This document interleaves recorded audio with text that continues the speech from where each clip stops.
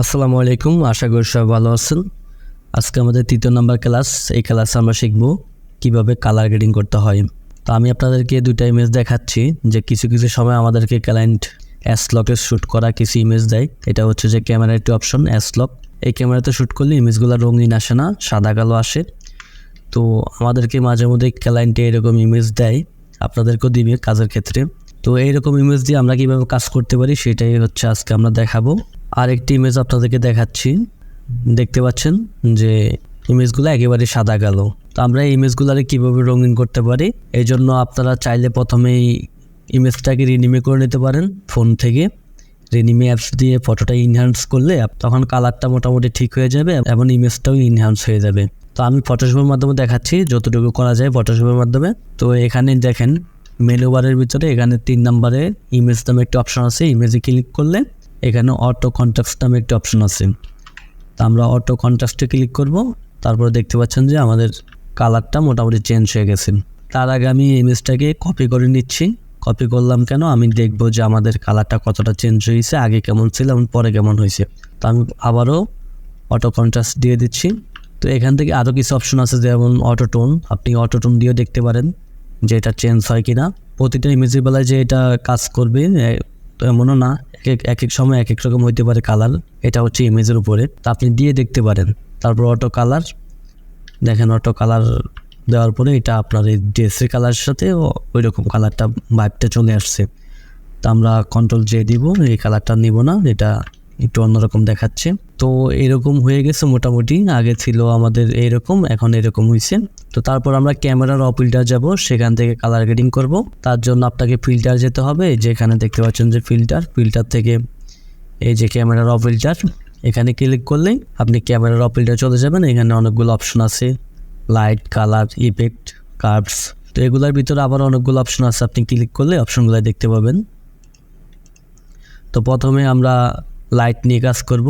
একটু জুম করে নেই, এখান থেকে কন্ট্রাস্টটা একটু বাড়ায় দিচ্ছি। দেখেন কন্ট্রাস্টটা বাড়ানোর পরে আমাদের ফেসটা আর একটু শার্পস হয়ে গেছে। তো কন্ট্রাস্টটা আমরা একটু বাড়ায় দিচ্ছি। তারপরে ব্ল্যাকটা আছে, ব্ল্যাকটা একটু কমায় দিচ্ছি, 27-এর মতো কমায় দিলাম। শ্যাডোটা একটু বাড়ায় দিচ্ছি, ঠিক আছে। দেখেন অনেকটাই চেঞ্জ হয়ে গেছে কিন্তু। তারপর আমরা এখান থেকে ইফেক্টে চলে আসব।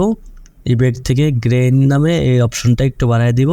এটা বাড়ালে আপনাদের ফেজের উপর টেক্সচার আসে। তো আমি এটা একটু বাড়ায় দিব, যেমন আমি এটা 4 করে দিচ্ছি। তারপরে এই যে উপরে টেক্সচার, এটাও একটু বাড়ায় দিব। ক্লিয়ারিটি এটাও বাড়ায় দেবে, যে ক্লিয়ারিটি বাড়ালে দেখেন এটা কী হয়, যেটাকে আমাদের ফেসটাকে ক্লিয়ার করে দেয়। তো আমরা খুব বেশি করব না, সব কিছুই বেশি করলে সমস্যা হয়ে যাবে। আপনার ইমেজটা যতটুকু করলে বেটার দেখা যায় অতটুকুই করবেন। তারপরে এটাও একটু বাড়ায় দিব। এটা বাড়ায় দিলে একটু রঙিন রঙিন মনে হয়, এটা আমরা একটুখানি বাড়ায় দিই, 1% করে দিচ্ছি।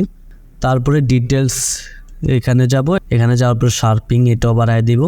তারপরে এখান থেকে এক্সপোজারটা বাড়ায় দিতে পারি যদি আপনার ফেসটা আরও পরিষ্কার করতে হয়। তো তারপরে আমাদের মোটামুটি এখান থেকে কাজগুলো শেষ।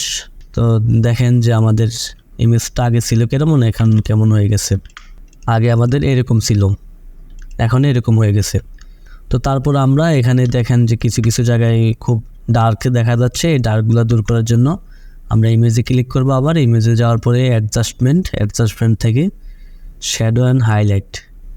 এই শ্যাডো অ্যান্ড হাইলাইটে যাওয়ার পরে আপনি এটাকে কমায় দিবেন, এটাকে একটু বাড়ায় দিবেন। আপনার যেভাবে এটা অ্যাডজাস্ট হয় ওভাবেই করবেন।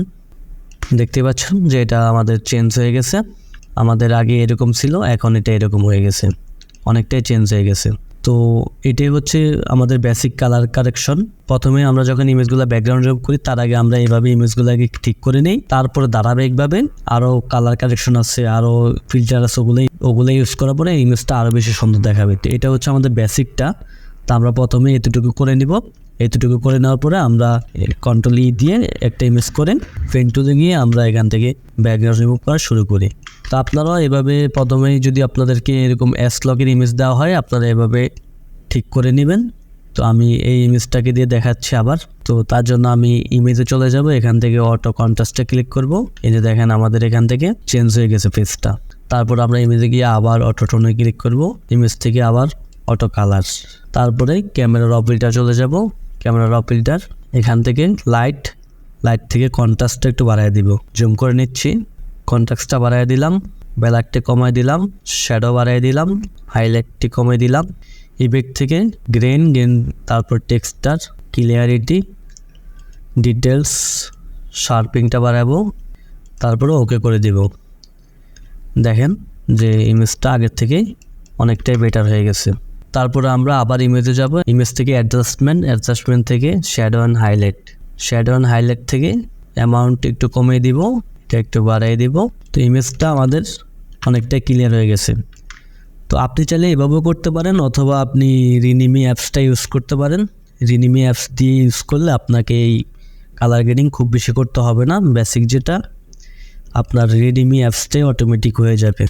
তো এটাই হচ্ছে আমাদের কালার গ্রেডিং ক্লাস, খুব শর্ট করে দেখালাম। তো পরবর্তী ক্লাস আমাদের হচ্ছে রিটাচিং, কিভাবে আপনারা স্কিনকে রিটাচিং করতে পারেন। স্কিনে দেখতে পাচ্ছেন যে অনেক দাগ রয়েছে এবং স্কিনটা পরিষ্কার না, আপনারা কিভাবে স্কিন রিটাচিং করবেন, হাইলাইট করবেন, ওইগুলা হচ্ছে পরবর্তী ক্লাসে দেখাবো। তো আজকে ক্লাসটা এতটুকুই, ভালো থাকবেন, পরবর্তী ক্লাসে দেখা হবে।